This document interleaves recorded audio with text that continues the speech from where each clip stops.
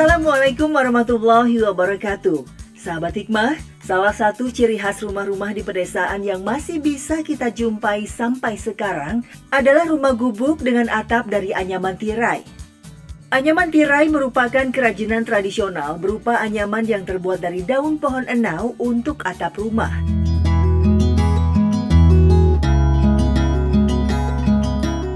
Pak Enjum namanya. Pria berusia 68 tahun ini dikenal sebagai pengrajin anyaman tirai di kampungnya di Desa Cinangka, Kecamatan Ciampea, Kabupaten Bogor, Jawa Barat. Sudah 10 tahun Pak Enjum menekuni pekerjaannya ini, sebuah keterampilan tangan yang diwariskan dari keluarganya. Anyaman tirai buatannya itu kemudian dijual keliling dari kampung ke kampung dengan berjalan kaki. Pak Enjum biasanya membawa 10 hingga 15 anyaman tirai. Di desa ini hanya Pak Enjum satu-satunya pengrajin dan penjual anyaman tirai yang masih tersisa. Turun-menurun, bapak saya dulu bikin, terus saudara saya, terus terakhir saya.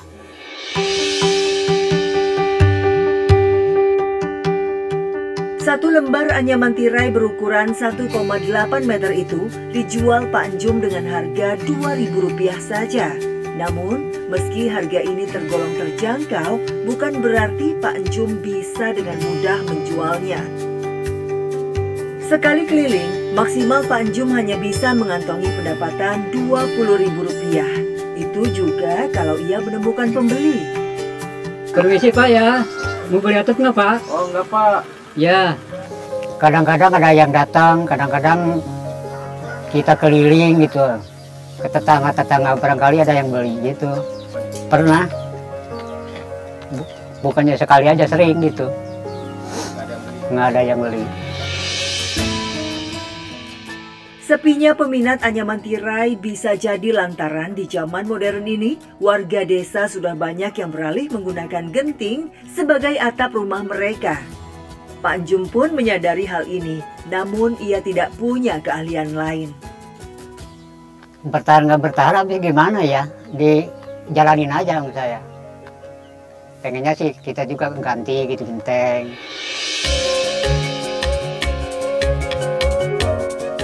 Seharian memanggul anyaman tirai yang cukup berat pastinya butuh usaha dan tenaga yang lebih. Tentunya hal ini cukup menguras tenaga. Pak Enjum sering mengeluhkan sakit pada bagian pinggangnya. Kalau kesulitannya, lagi keliling-keliling aja bawanya berat gitu. Kalau udah capek ngaso, kadang-kadang dibawa lagi kalau ada yang beli. permisi Pak. Ya. Mau beli atap nggak Pak? Mau. Berapa satunya? 2.000. Ya boleh. Berapa perlunya? Iya semua saya beli. Ya, semua terima kasih Pak.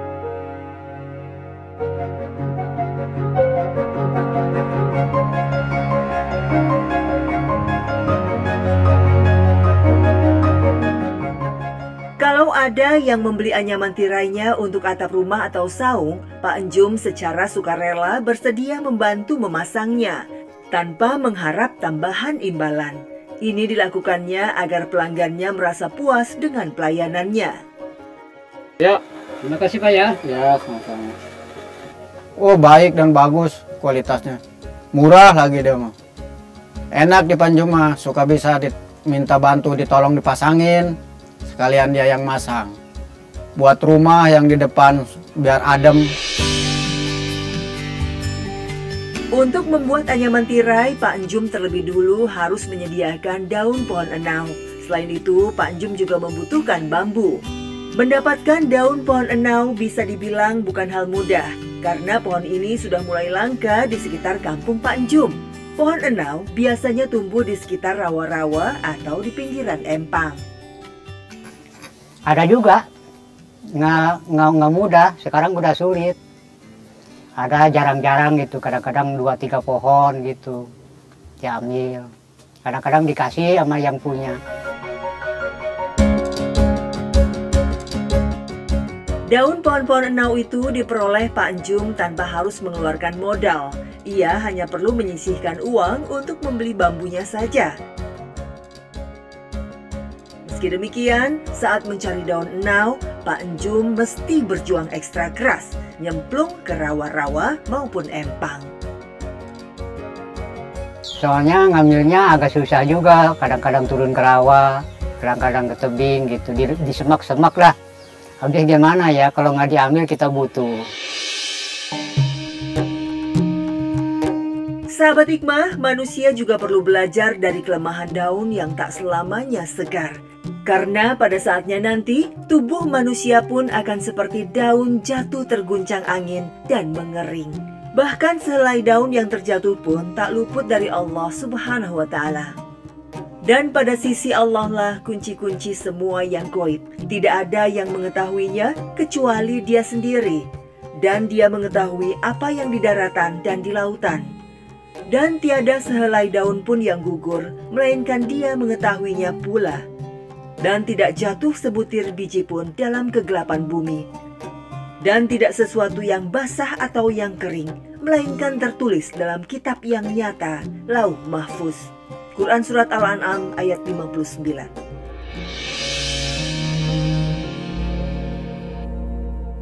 Sudah beberapa tahun ini Pak Enjum tinggal sendirian di rumah setelah berpisah dengan istrinya.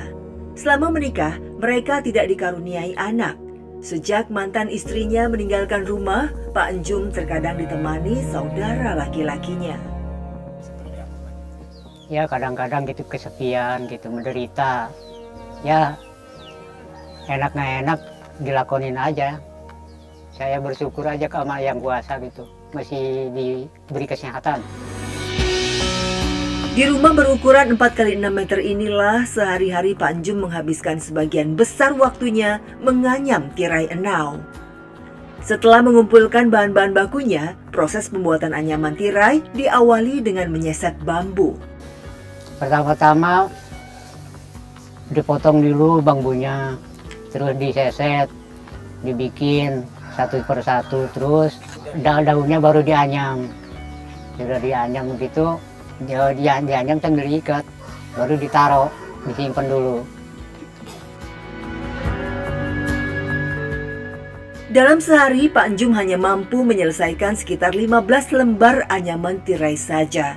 Jumlah ini terbilang sedikit. Sebelum pinggangnya sering mengalami sakit, Pak Enjum mampu memproduksi tirai enau lebih banyak dari jumlah itu. Paling banyak 15 biji lah, udah pegal pinggang. Paling banyak itu 15. Satu hari. Ya 1 hari. Kalau kesulitan sih enggak, cuman pegal aja pinggang.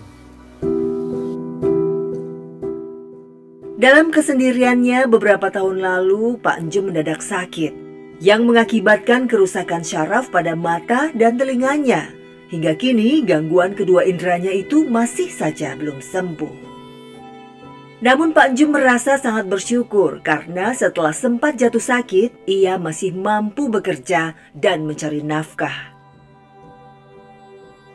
Emang waktu awalnya sih saya dulu sakit panas. Sembuh sakitnya, jadi efeknya ke sini, ke mata.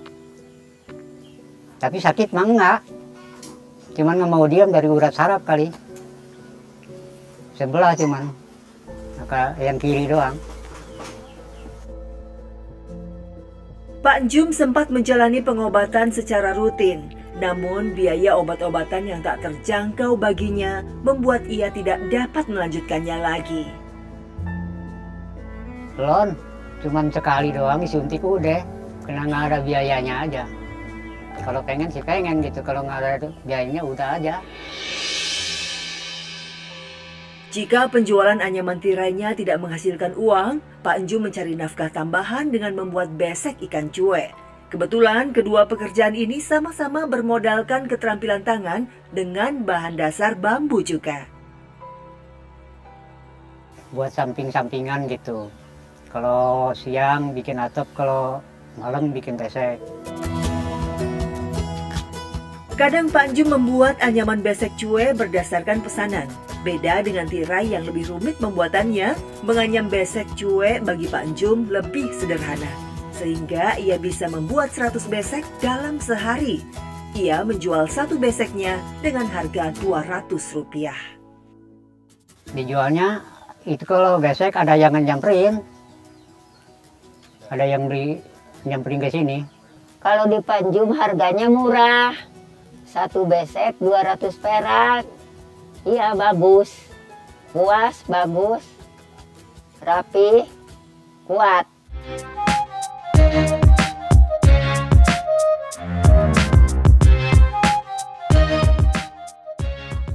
Sahabat, dalam ikhtiar dan usaha Pak Enjum mencari rezeki, tak lupa ia selalu mengiringinya dengan doa. Hidup pas-pasan tidak membuat Pak Enjum lupa akan kewajibannya sebagai seorang muslim. Baginya, rezeki yang diturunkan Allah Subhanahu wa Ta'ala pasti ada berkah yang terkandung di dalamnya.